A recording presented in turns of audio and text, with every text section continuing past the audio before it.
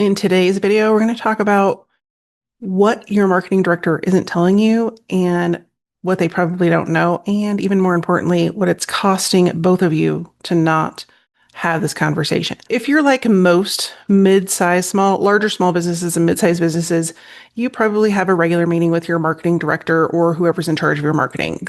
That label can vary depending on the person. And they likely bring in lots of charts that talk about different metrics that they're measuring. More often than not, those metrics revolve around some sort of clicking of a button. And they may go into engagement rates and their version of conversion rates.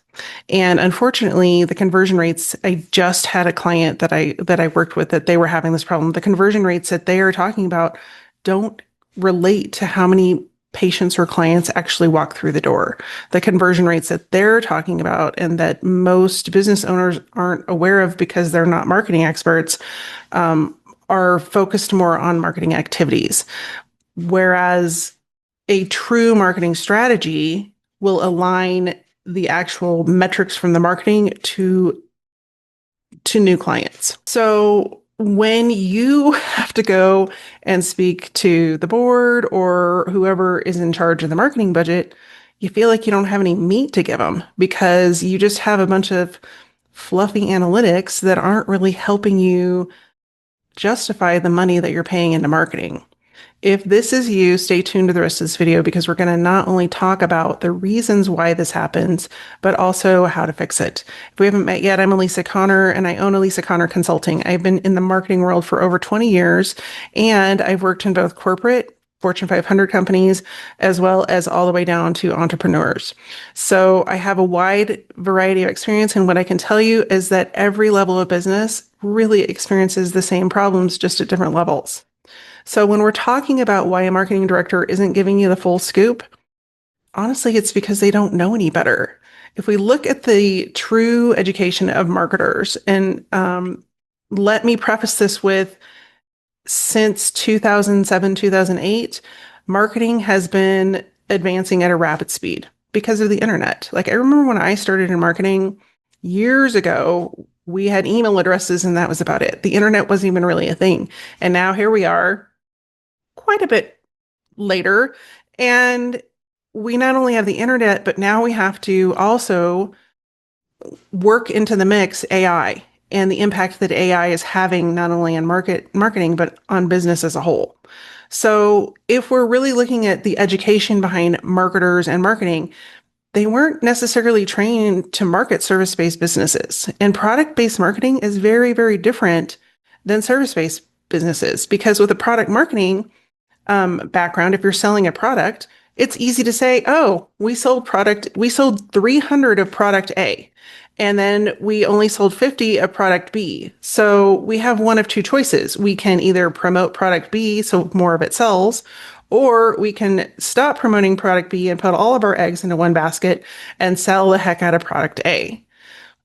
That's very, very different than a service-based business where you're trying to wrap your head around not only, for example, in a doctor's office, which doctor they want to see, what they're coming in for, how long it takes them to get in the door, and the extensive sales cycle there usually comes with a service-based business. And so I don't want to hang marketing directors out to dry, but I want you to understand as an owner of the business why you might not be getting the facts and figures that you need. Because most marketers, especially now, are trying to keep up with the surge of different tactics, platforms, and now AI that have become part of their job. Plus, they don't necessarily have the foundation to know how to effectively apply all of those things to a service-based business. What makes me a little bit different is that I've been dealing with service-based businesses my entire life, all the way from SaaS when I started my career to working with coaches and consultants and all of those things beyond. Pretty much my entire background has been in service-based businesses, and it takes a different kind of person to know how to strategize and create a plan around how to sell those services and how to track those services to marketing tactics so that you know people are actually signing up and becoming a client, customer, or patient. So, what is it that marketers and marketing directors do know? Well, they know all about tactics. They know how to post on social media, they know how to create blog posts, they know how to run ads, they know all kinds of branding and brand growth strategies. However, they don't necessarily measure the right details to ensure that all of that activity is leading somewhere. And that's where the problem comes in, is if you're investing, say, $500,000 or $1 million a year in marketing, and you go to your marketing director and go, okay, how many new clients do we have for this investment? They're probably not going to be able to tell you. And more often than not, it's because they have only taken the measurement to the tactics end. So let's use Facebook ads for an example. If you're running a Facebook ad, the conversion metrics on Facebook are how many people click on that ad. And there are a lot of factors that would go into determining what that end result looks like. So if you're setting up your Facebook ad and the ultimate goal is to get people to click on the button that goes to a website, it's going to then you have to determine, you have to do the math in between how many people clicked on the button, how many people actually ended up on that page on the website, and then how many people from that page on the website actually booked a call or scheduled an appointment or whatever it is. And then you have to go back, you have to almost work backwards, because then you have to determine, okay, did the person that booked that call or scheduled that appointment become a client, become a patient? And if so, then you have a true conversion rate.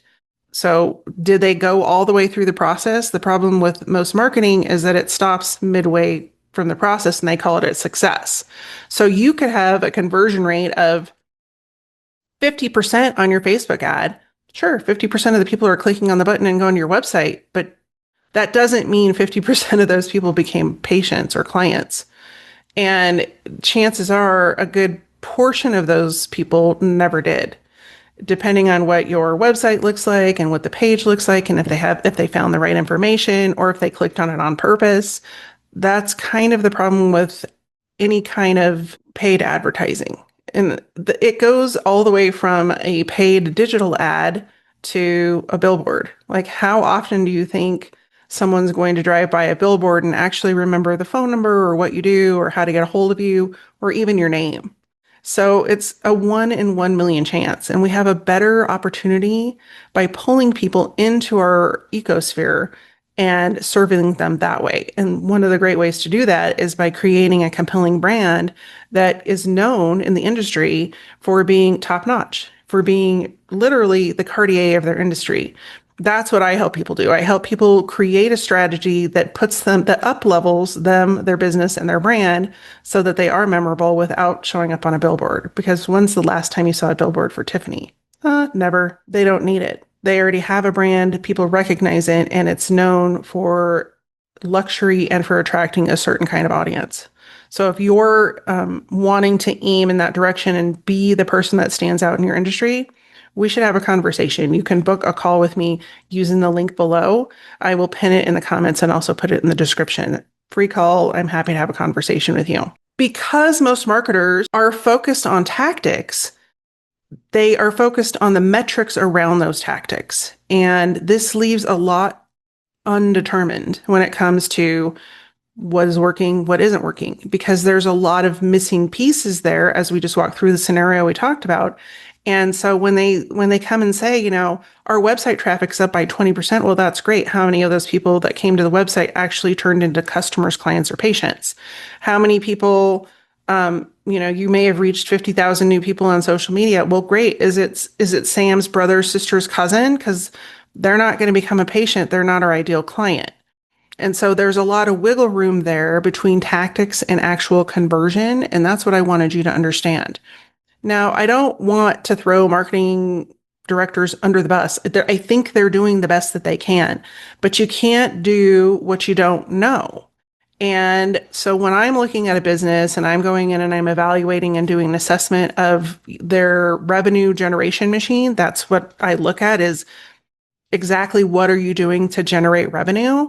I look at 5 different pillars, and these are very specific, and they're usually not things that a typical marketing director or team will look at, mostly because their focus has been directly on activity. And sometimes you need to create a better foundation in order to have the activities that you're participating in be fruitful. And so I start with your strategic foundation. Like, do you have an actual plan that includes your customer's journey that takes them from point A to point Z? And what are all the steps in between? And most marketing directors can't answer that because it takes you going out and having conversations with every part of the organization. You have to go talk to sales, you have to talk to operations, you have to talk to all the way through accounting and billing because every component of that journey affects the customer. And so if you don't know the answers to that, you don't know whether or not something is working or whether or not it will work. And so creating that plan and creating that strategy is going to ensure you have pre-thought through all of those things before you start massively throwing people into a funnel. Which leads me to the second thing I look at, which is what kind of customer experience are you providing for people? When they go to your website, is it clear how you help them? Is it clear how to move forward to the next step with you? Is it clear that you've helped people before? All of these things matter, and all of these things have to happen very quickly because you have less than 7 seconds to get and keep their attention. So a lot of times what I'll hear from marketing directors and people that are in charge of marketing is, hey, we have 20,000 people that come to our website every month. I'm like, great. How many pages do they visit? More often than not, it's less than one. And I'm like, okay, so you're paying all of this money to send people to a page and they're not even getting halfway down the page. That's a problem. Like, you haven't thought through their journey from their perspective. And then when we take it up another level and we're turning that into a luxury experience, you have to go one step further and really start to figure out how you're going to start to build a relationship with people as soon as they come in contact with your brand so that you become memorable, you stand out from the noise, and you become the person that is chosen, the brand that is chosen for the go-to place in your industry.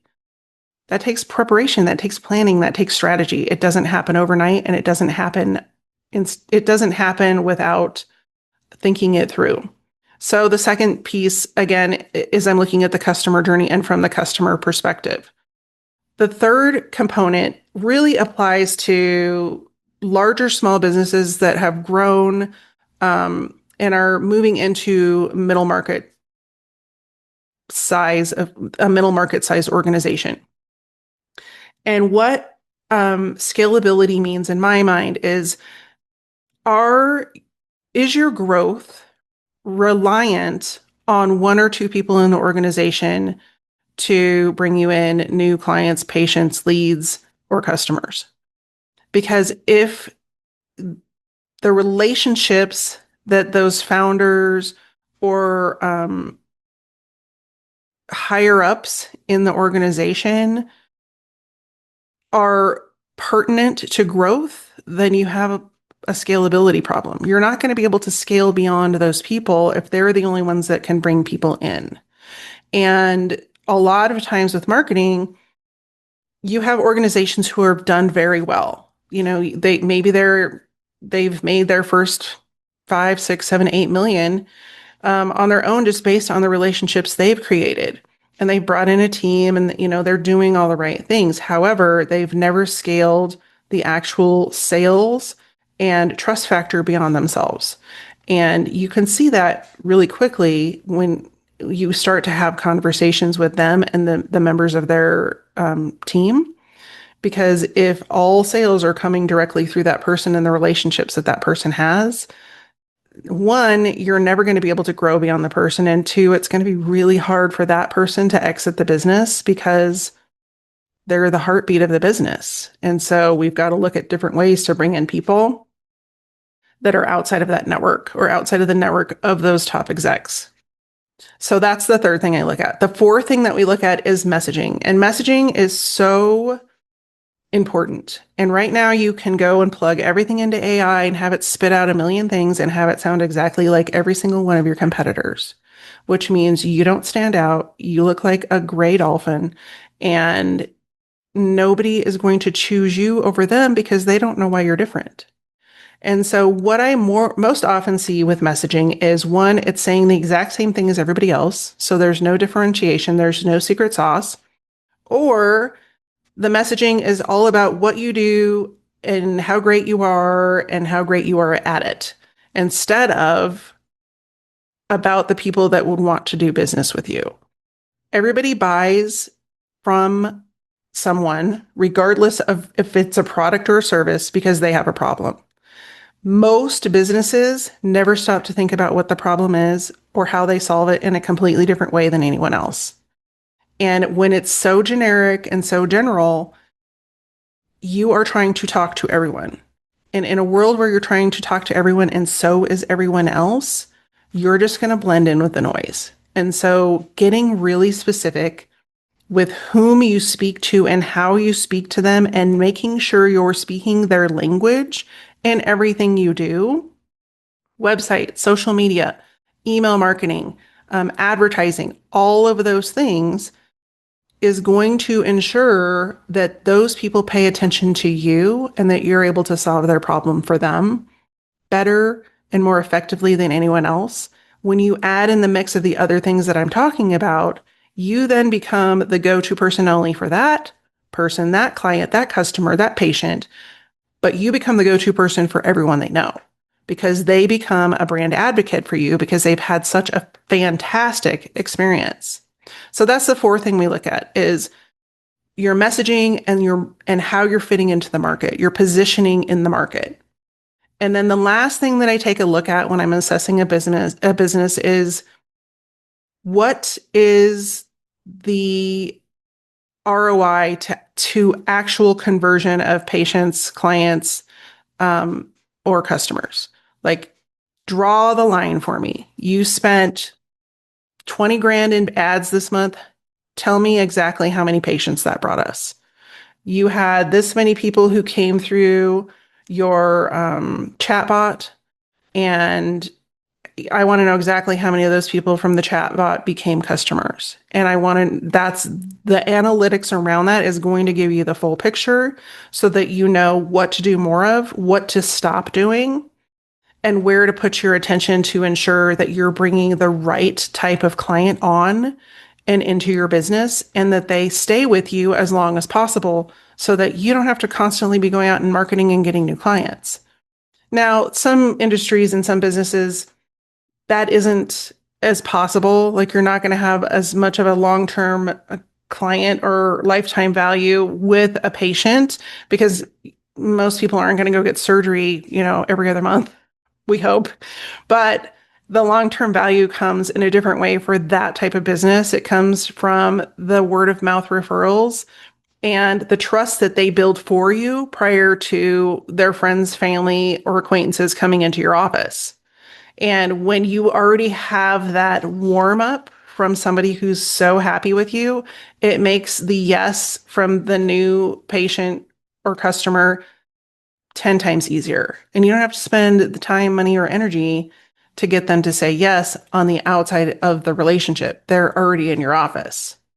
So those are the things that I look at when I'm assessing a business, and then we start from there. So rather than having outside factors affect what's going good or not good with our marketing, we have actual tactical things that we can look at within the business.